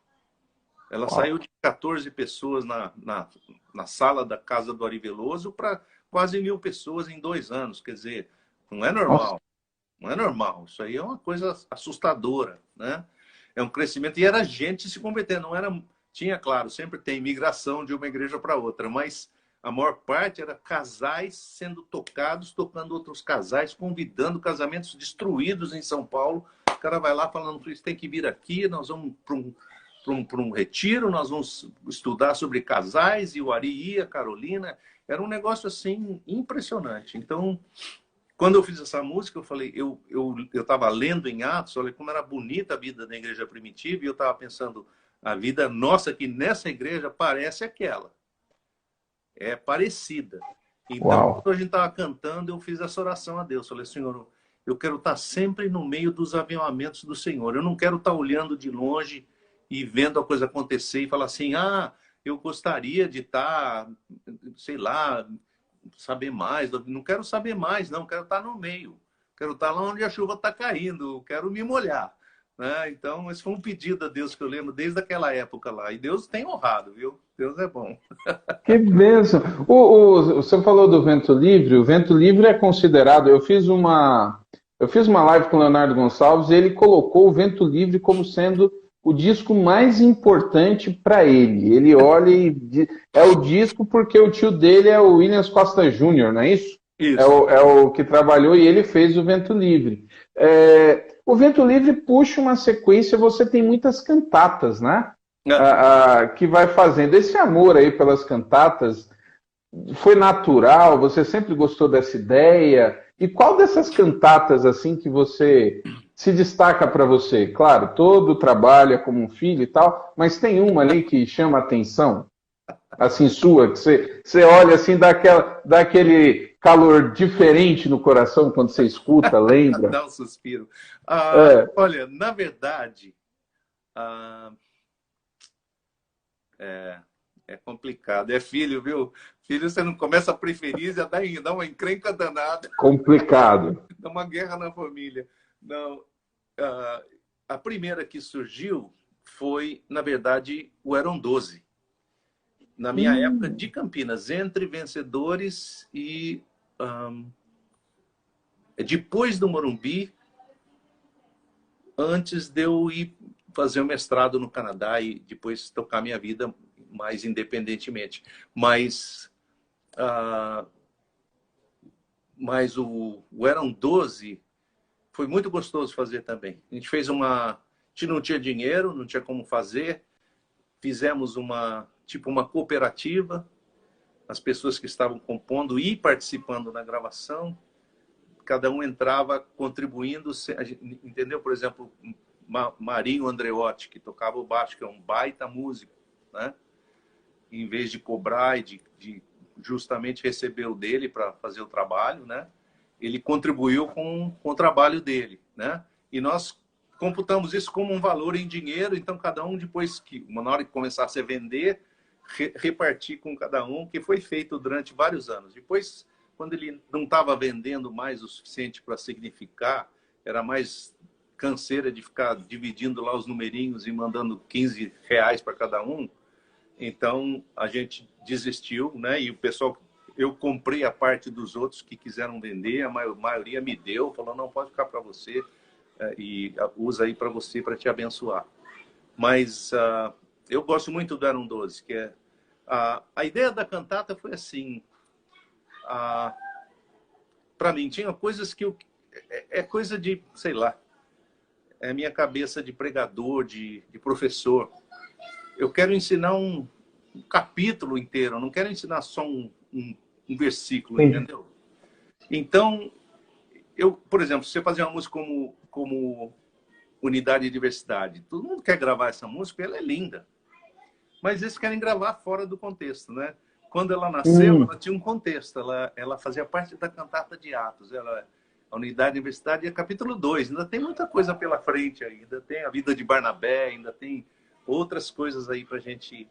E o Vento Livre também, eu não esperava. Vento Livre, sinceramente, foi um inesperado para mim. Eu não esperava a projeção, a popularidade. Porque nunca fiz música pensando nisso. Pensando, vai ser popular, as pessoas vão gostar. Se eu fiz o Vento em Popa, você já viu, né? Então, eu já risquei tudo. Uau, mas deu certo. As fichas estavam todas na mesa. Quando nós fizemos o Vento Livre, a reação das igrejas foi sensacional. Sensacional. Acho que no primeiro semestre do disco. E o disco a gente não tinha dinheiro. A igreja do Morumbi, pastoraria, era muito criterioso com esse negócio de dinheiro. Fui pedir para ele se ele teria algum recurso para a gente fazer, para a conferência de missões, não sei o quê, se tinha alguma verba. A gente estava tentando comprar um terreno, então não tinha dinheiro de lugar nenhum. Mas ele me deu uma brecha. Ele falou assim, olha, tem vários homens de negócio na igreja que têm dinheiro. Se você quiser, não em nome da igreja, mas no seu próprio nome, ir lá e levantar algum dinheiro e depois você paga com a venda dos discos, fica tranquilo, eu te autorizo a fazer isso e tal. Aí eu fui fazer isso. E o pessoal era muito generoso, então havia uns 20 homens lá que tinham grana, entendeu? Sei lá, cada um deu R$1.000, não sei quanto que era na época, sei que todo mundo foi ponta firme. Vários não receberam de volta depois que saiu o trabalho. Falaram, não, deixa isso aí como oferta, ficou muito bonito, papapá. Né? Alguns não, alguns a gente pagou de volta e tudo, mas no primeiro semestre acho que vendeu 30 mil LPs na época, que era bastante. Era bastante, para números de vencedores. Assim, eu sei que hoje em dia o pessoal vende milhões, então o gospel é uma outra dimensão de marketing, né? E de vendas. Então, mas era uma coisa assim muito forte. Eu fiquei espantado. Eu falei, nossa, esse disco aí pegou.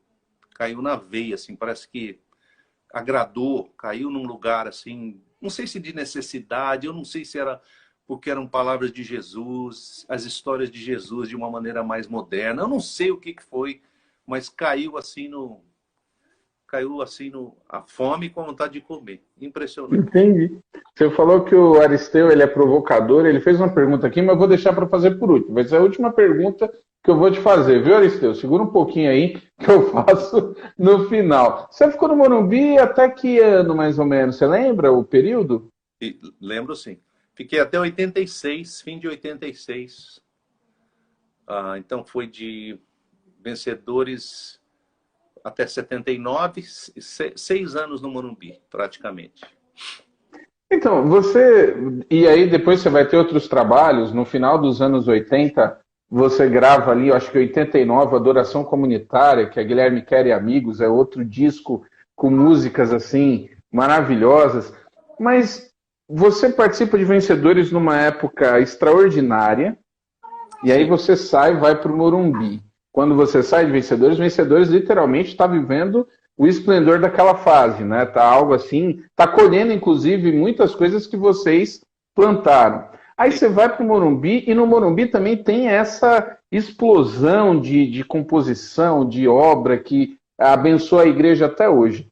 As suas saídas eram muito dolorosas? Você sentia muito ou você saía bem tranquilo e convicto que era o momento certo? Porque são pontos assim muito emblemáticos da história. Não estou falando só da sua história, estou falando da história da igreja, da música da igreja cristã brasileira. Como é que eram as suas decisões de saída? Assim? Doía? Doía, acho que sempre doeu. Vencedores, por conta dessa questão da família, que estava assim, nos agoniando, foi dolorido assim, porque eu tinha muitas amizades e muito carinho lá no ministério. Mas foi mais tranquilo. E era uma coisa nova, era o Ari Veloso, ele que me convidou, até estranhei, falei, nossa, o Ari tá nos convidando, já tinha pessoas na equipe dele, tinham 4 pastores, éramos 4 pastores no início. Eu fui o quarto, fui o último a ser convidado, assim, o mais novo na época dos 4 lá. Mas a saída do Morumbi foi muito dolorosa.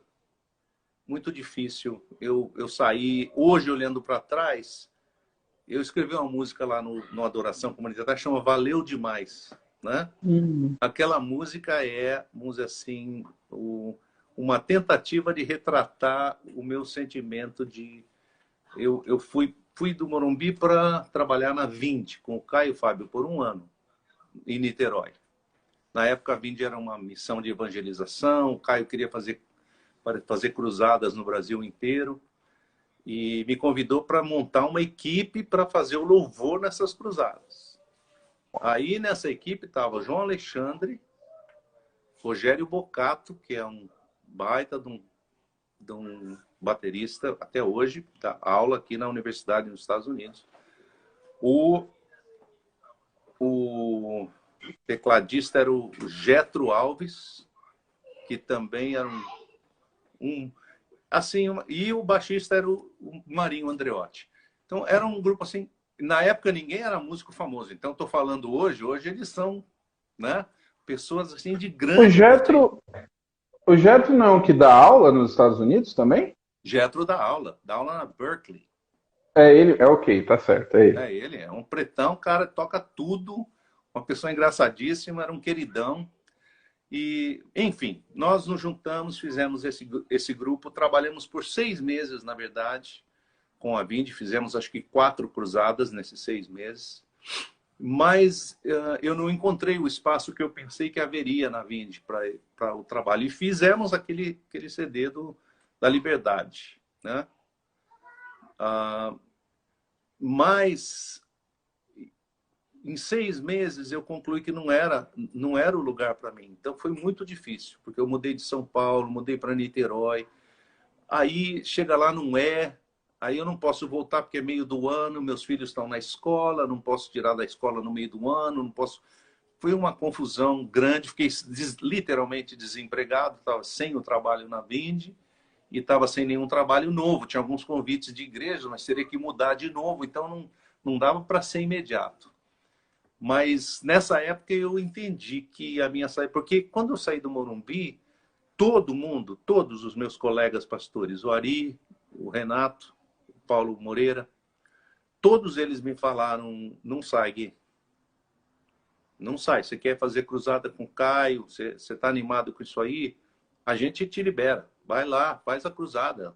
Leva o grupo lá, canta. Porque estava num momento tão gostoso na igreja. Tinham feito essa segunda conferência missionária, tínhamos acabado de fazer a cantata de Atos. A igreja me amava, que eu não sabia nem explicar, era um negócio assim até sei lá. Mas eu tinha umas coisas assim, umas coisas minhas, umas minhocas na cabeça, um sentimento assim, essa aqui é uma igreja rica, uma igreja muito rica, eu tenho muito conforto, eu não devia ter tanto conforto, eu devia fazer que nem o Caio Fábio, subir lá para as favelas, encontrar os pobres, umas coisas assim meio da esquerda que estavam mexendo com a minha cabeça. Rapaz! E eu acabei ouvindo esse canto da sereia, de sair do lugar onde estava tudo acontecendo, na hora que tudo estava acontecendo. É como se eu tivesse passado 6 anos no Morumbi, e se você já foi pastor ou pastoreou uma igreja por mais de 5 anos, você sabe que os 5 primeiros anos são os anos duros, os anos que você está mordendo, comendo osso. Depois do 5º ano, você começa a entrar no filé mignon, quer dizer, você está chegando naquele lugar onde, se está dando certo o tempo lá, as pessoas gostam de você já está mais em casa, já está mais confortável, já conhecem a tua voz, as ovelhas, enfim. Eu estava nesse momento e eu mudei radicalmente. E minha esposa falou, não vai. Meu pai, minha mãe, todo mundo da minha vida. Eu fui um idiota, quer dizer, eu fechei os ouvidos, eu pensei que eu estava fazendo a coisa certa e depois de 6 meses percebi que não.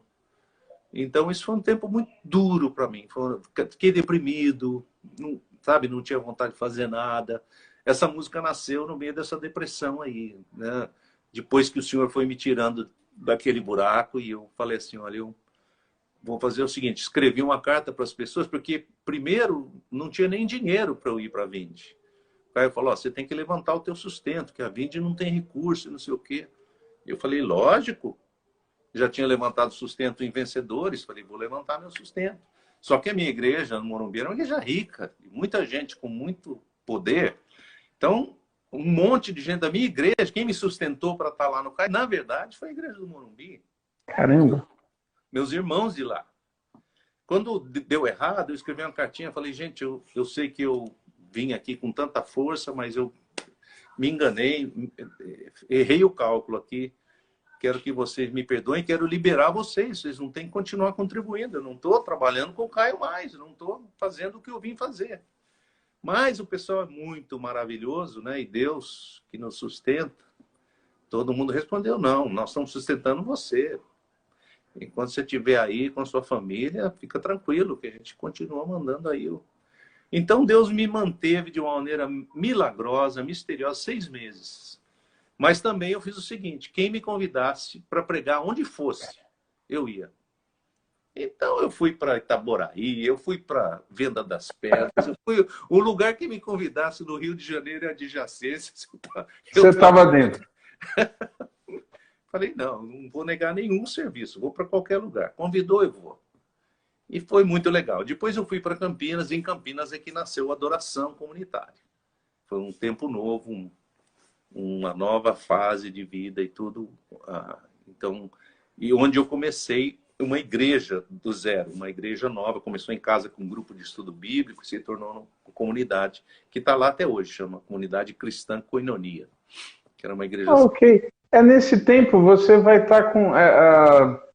eu esqueci o nome da editora, era Luz para o Caminho? Isso, Luz para o Caminho, que é a editora da Igreja Presbiteriana, mas ligada à Igreja Presbiteriana Canadense. Então é uma missão que tinha recursos de fora, então eles me contrataram para ser o diretor da parte de publicações da missão.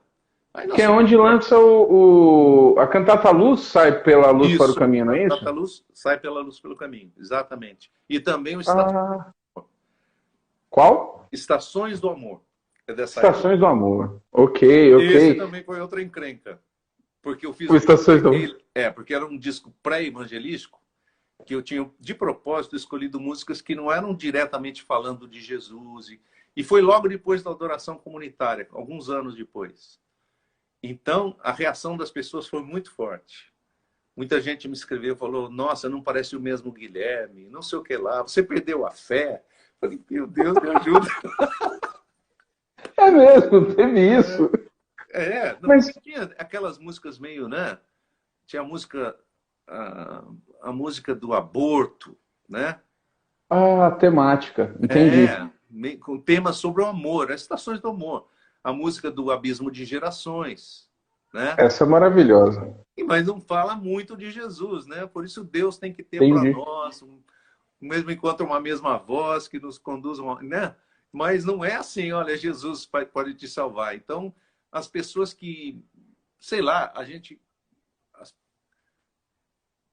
o que a gente é e o que a gente parece são duas coisas diferentes, né? Você, quando se torna um artista, você tem uma persona, as pessoas te imaginam de um certo jeito. Então, às vezes é difícil. O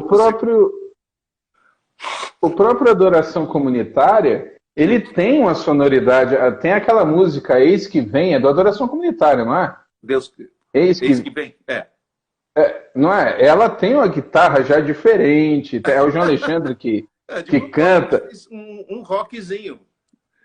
Então, no final dos anos 80 para o começo dos anos 90, essa questão do rock ela começa a florar de uma maneira mais intensa, né? Você estava no Rio de Janeiro ali em 86, nessa época, o Rebanhão já tinha 86. Destaque no Rio de Janeiro. Você teve muito contato com o Janires? O Janires, ele foi visitar vencedores, conversar comigo, falar de música, mas eu nunca virei amigo dele. Depois que eu soube da vida dele, das coisas que ele fez e como ele era uma pessoa sensacional, eu só achava as músicas dele assim, muito líricas, muito bonitas, muito sensíveis. Falei, que pessoa, porque ele era muito maluco assim, ele parecia um cara doido. Então, quando eu vi a música, parecia que não batia com a figura, sabe? Falei, o Janires é doido, só. Mas nunca ele tem uma música. Só tive um encontro com ele. Assim. Ele tem uma música, aquela casinha, que ele da a Casa Branca e tal. Essa música eu já brinquei algumas vezes. Falei, gente, essa música era muito daquela linha Vencedores ali, não era muito assim rebanhão, né? O estilo de música, algumas músicas dele se encaixariam ali. Que coisa. É isso. Você não voltou para o Morumbi? Não voltei, não voltei. Não tinha, vamos dizer assim, a saída foi tão dolorida que eu não tinha como voltar, não tinha. Só se fosse uma coisa assim, sei lá, misteriosa, se o Ari, vamos dizer assim, porque ele insistiu tanto para eu não ir, quando eu fui era quase que uma coisa assim meio rebelde, era meio rebelde mesmo, meu coração não tava sintonizado, eu penso, assim, com o que Deus queria fazer. Eu meio que forcei porque eu queria, que eu achava que eu devia fazer. Claro que eu pensava que estava ouvindo a Deus, né? E essa é que é a questão, né? A questão da vida é a gente... Entendi. Eu sei que já tem bastante tempo, quase finalizando. Tem a pergunta do Aristeu ainda, mas o pessoal está gostando. Eu estou vendo que não cai, a turma não está saindo. Eu vou aproveitar mais um pouquinho aqui, Guilherme, porque você vem numa sequência do meio dos anos 70 até o início dos anos 90, mesmo com a saída do Morumbi. Você está em atividade musical constante, é um negócio muito intenso. São muitos discos, eu tenho a relação aqui. Mas aí, entrando para o meio dos anos 90, você vai para o Canadá, é isso? Isso. Eu estava num momento lá em Campinas em que eu me sentia assim, meio que derrapando, como se eu tivesse, como um pastor, por exemplo, pregando quase que as mesmas coisas. Era um sermão diferente, mas eu não conseguia, parecia que eu não tinha nada novo para trazer da escritura, ou não. Então eu estava meio assim, encalhado, vamos dizer assim, emocionalmente e, vamos dizer assim, mentalmente no ministério, né? No ensino, na parte didática. E aí um amigo que tinha estudado no Canadá falou assim para mim, olha, por que você não vai lá para o Canadá, para o Regent? Eles têm uns cursos lá que envolve música e arte, vai fazer um mestrado, vai tirar um sabático, conversa com a igreja e tal. E ele era um dos líderes da igreja. Eu fui lá, conversei com o pessoal e eles me liberaram. Falaram, vai, se você conseguir. Eu já tinha tentado fazer mestrado fora. Com 4 filhos era muito complicado. É muito dinheiro, muito caro. Tudo muito complicado. Eu achei que não ia dar certo. Mas aí eu fiz a inscrição e as coisas começaram a se abrir. De repente, uma organização me deu uma bolsa de estudo para ajudar um pedaço. Mas uma outra deu outro pedaço. Falei, nossa, as portas estão abrindo. Aí, quando abriram as portas, eu fui para o Canadá. Fiquei 3 anos lá. Nesse tempo, eu não fiz música nenhuma. Fizemos músicas lá, traduzi coisas da cantata do Vento Livre, cantamos com a igreja lá e tudo, mas eu não fiz nada novo lá, por lá. E depois voltei para Campinas. Diga. O dia de visitação é antes ou depois? Foi bem depois. Depois que eu voltei para Campinas, antes de eu mudar de vez para cá. Quando eu fui convidado para vir para cá, no finzinho da minha estada no Brasil, a gente fez o dia... Eu fiz porque meus filhos estavam saindo da adolescência e para entrar na idade adulta, e eu tive aquele sentimento assim, a gente tinha feito tanta coisa juntos no Canadá, cantando junto e tudo. Eu falei, se a gente não registrar isso aqui agora, não vai registrar mais. Vai cada um para um lado, cada um casar para um lado e eu não vou mais conseguir fazer esse registro. Então foi mais uma coisa assim familiar, de tentar fazer uma coisa para registrar aquele momento que para mim como pai era um momento de orgulho e um momento gostoso. E então fizemos o dia de visitação, e depois de lá vim para cá, fizemos um CD aqui, que era um CD junto com o Nelson, que era do Milad, que chamava... Doce Nome. Doce Nome. Pô, você conhece Eu tenho. Mesmo, hein? Você tem o Doce Nome, tá vendo? Eu não tenho. Eu tenho, muito legal. O CD é muito bacana. Eu trabalhava em Vencedores. Eu entrei em Vencedores 96. Então foi a época que os CDs chegaram todos lá. A distribuidora ia muito. E eu fui ouvindo, conhecendo. Então eu lembro dessa fase. Guilherme, a gente está aqui há um bom tempo conversando e ouvindo a história, descobrindo coisas maravilhosas aí. O Aristeu perguntou um tempinho atrás como é que você via a música cristã atualmente. Então, você continua nos Estados Unidos, você tem contato, eu vi uma música sua com o trio Tris, espetacular, ficou linda aquela gravação. Eu sei que você está com um projeto com as filhas, tem uma, não sei se uma ou duas estão cantando, e eu estava olhando aqui no YouTube, vendo umas músicas ali também. Você continua no meio aí, respirando música, né? Mas como é que você está vendo tudo que tem acontecido? Então, por conta desse rapaz, desse amigo, que essas músicas todas que você está falando, a maioria eu fiz com ele, dessas 15, 20 novas que tem aí. A banda Casa Aberta, se você olhar no qualquer plataforma, eles já gravaram umas 8 dessas 15 que a gente fez. Então você vai ouvir, porque é um som diferente, é um som mais brasileiro. Eu acho que é um retorno àquele lugar que nós escapamos lá atrás. Estamos voltando para a trilha, né? E eles, semana passada, bateram 300 mil pessoas ouvindo no Deezer, que é assim um número sensacional, né? Muito, muito legal, né? Então, o que eu acho? Eu acho o seguinte, eu acho que tem de tudo, como tinha na nossa época. Na nossa época tinha menos. Então, por isso que no caso de Vencedores, a gente se tornou tão proeminente, porque a gente estava na rua e as igrejas conheceram através da gente. E depois começou a entrar um monte de outros grupos e tudo mais.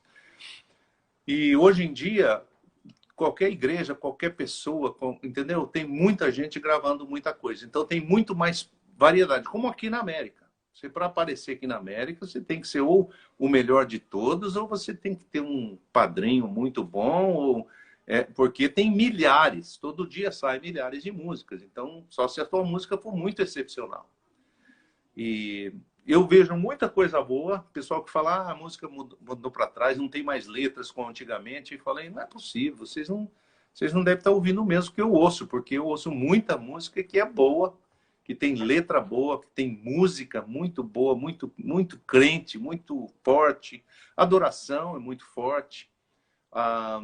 Eu acho que retrocedeu um pouquinho na questão da brasilidade, mas não é em todo lugar, não, e não é todo mundo. Então, o Clóvis Espinho, por exemplo, eu acho que a coisa que ele faz é bem brasileira. A menina Gabriela Rocha, que canta com ele, Preto no Branco, aquela música tem 360 milhões de visualizações. O que é isso? Impressionante. Isso é mais do que a população inteira do Brasil. Quer dizer, é uma coisa sensacional, uma coisa fabulosa. Então, eu não me incomodo com essas coisas, não. Eu me sinto como Paulo, assim, olha, Jesus está sendo pregado, não é pela maneira certa, mas é ele que está sendo pregado. Então, pelo amor de Deus, dê graças a Deus, né? E seja fiel você. Quer dizer, eu acho que tem muita coisa da gente também, entendeu? Que se a nossa vida não refletir aquilo que a gente está cantando, não adianta nada ficar metendo o pau porque a música gospel, pé, entendeu? Vai lá e faz melhor, uai. Né? Uau! Muito bom, muito bom, muito bom, sensacional. Né? Fica aí toda a gratidão. Eu quero. Onde vem essa crítica, né?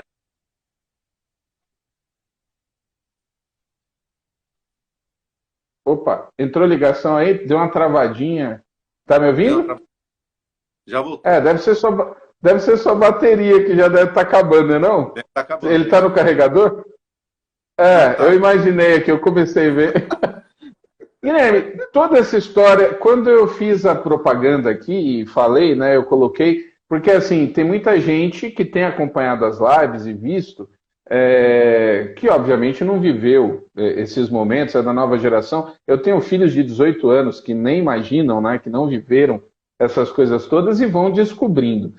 E você passou por toda essa história. Tem algum momento ali que, se você pudesse, você voltaria ali e falasse assim, puxa, eu queria viver isso aqui de novo? Ou você não olha desse jeito, é sempre para frente? Tem um ponto dessa história incrível assim que você, até hoje, quando lembra ali aquele calor?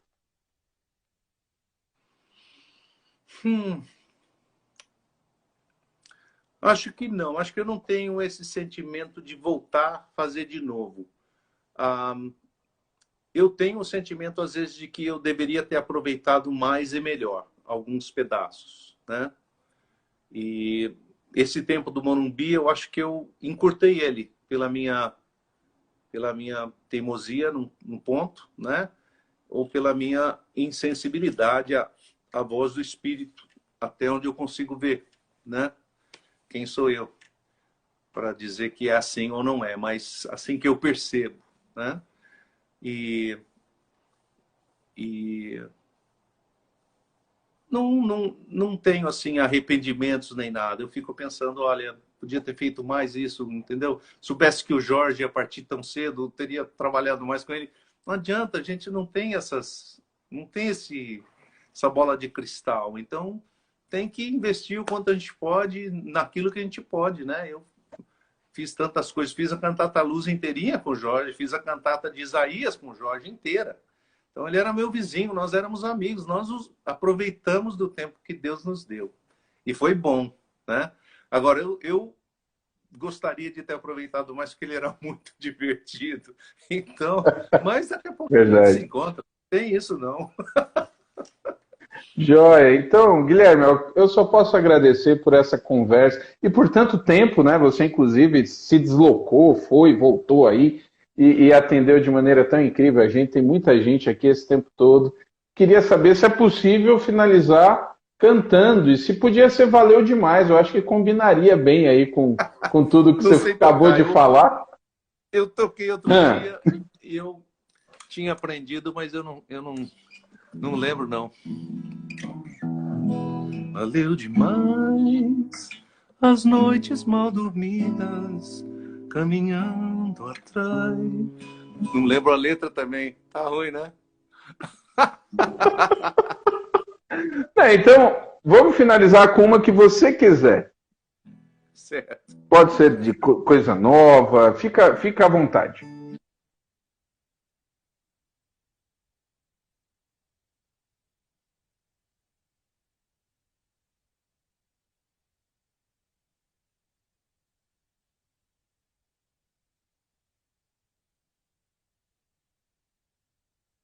Você está me ouvindo?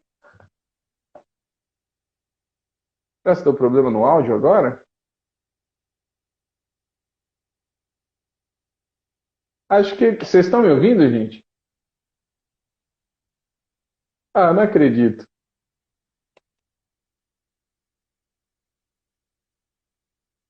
Espera aí. Gente, perdeu o áudio, eu tô sem som. Ah! E agora?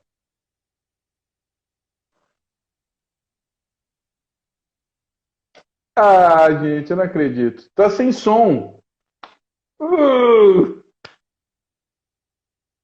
Espera aí. Eu não acredito que eu vou ter que derrubar o Guilherme. Tá sem som. Voltou. Sombra de tuas asas, tenho proteção. Voltou? Ó Deus precioso, é teu amor. A sombra de tuas asas, tenho proteção.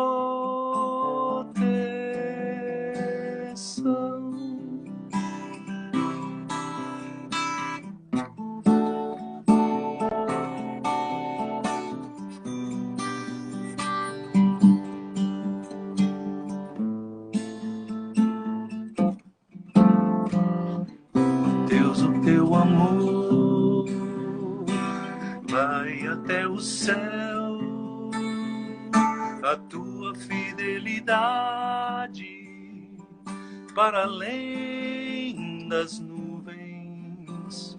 Ó Deus, tu és a fonte da minha vida.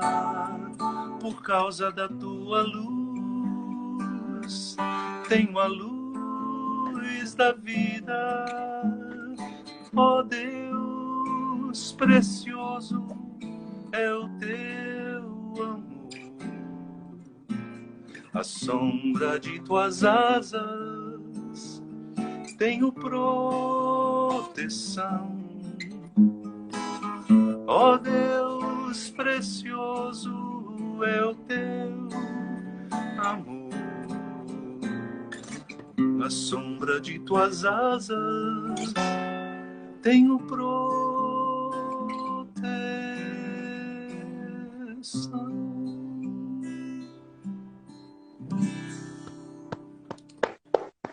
Sensacional. Guilherme, muito obrigado. Esse material fica salvo aqui, o pessoal vai poder ver depois, vou colocar no YouTube.